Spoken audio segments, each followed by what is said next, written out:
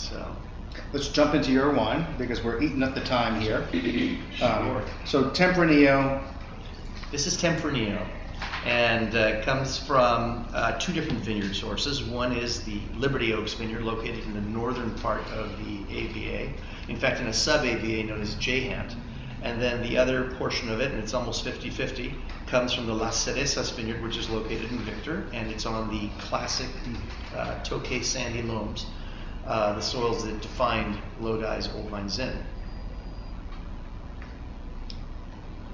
So this is, it's actually very interesting that there's a lot of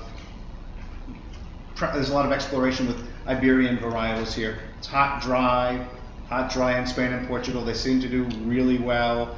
You know, one of the fascinating things for me is that even though this is such an important grape growing region, Lodi, with the exception of Old Vine Zins perhaps, hasn't really been pegged with anything. There's no Napa Zin or Russian River Chardonnay, which gives you this freedom to create premium wines from anything that you can create premium wines from, which seems to be just about everything. But you really honed in on the Iberian varietals. This is your doing. Yes. I honed in on the Iberian varietals, and I would remember coming to a lot of early commission meetings saying we really need to focus on things other than Zin.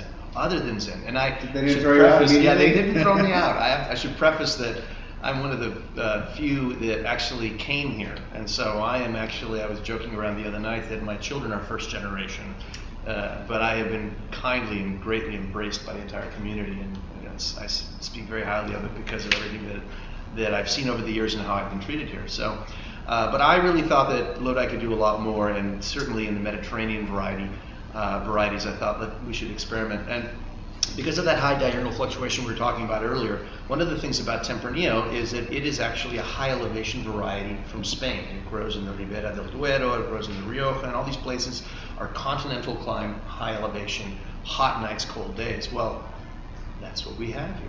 So I was pretty confident that we would be able to do a really good Tempranillo, but I also wanted to know that we had to have the good clone material to be able to produce that good Tempranillo.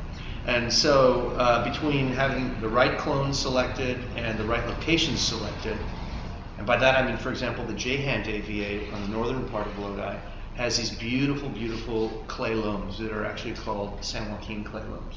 And Tempranillos, much like Merlots, concentrate their flavors in the clay loams. They prefer the clay in the soil than just pure sands.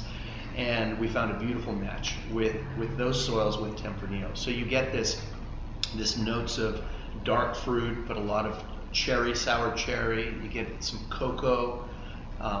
We also use a little bit of American oak. We used to use an entirely French oak, and a couple of the Spanish enologists who had tasted our wines would say, "You're not doing it right. You need a little American oak in there." I'm like, okay. So we started about 4 years ago putting up to about 20% American oak. This particular wine also has 15% Graciano, and we generally use Graciano to between 5 and 15% in a blend, and that, if you've never had it, is a unique variety, which is Basque in origin. It's from Navarre. And if you've never had it, Bokisch actually bottles a varietal Graciano. So if you wanted to try it, that would be an option. You could try it, although we're very limited in our distribution outside of California, I must say. But you sell on a website? We do. We sell on websites, and so we have a good presence in Washington, D.C., and California, and portions of Canada. So yeah, but aside from Tempranillo, also other varieties we've experimented with is the Garnacha Tinta, the Garnacha Blanca, Verdelho, Verdejo, Alvarinho, and the surprise to me actually was how well whites do in Lodi. And in fact, interestingly enough, in our winery, about 55% of our entire case goods, which is around 3,000 cases, is white, and 45% is red. So. Well, and it's interesting too, because more and more people are picking up on that, and we're seeing a lot more who are bottling Tempranillos and Albariños, and just found out today there's some new wineries that are going to be making their first white wines, and it's going to be an Albariño. Yeah. So it's really kind of taken hold here. Yeah, in fact, at one point the commission coined Lodiberia, which I love. Lodiberia. Lodiberia. And there's I think a good argument for that.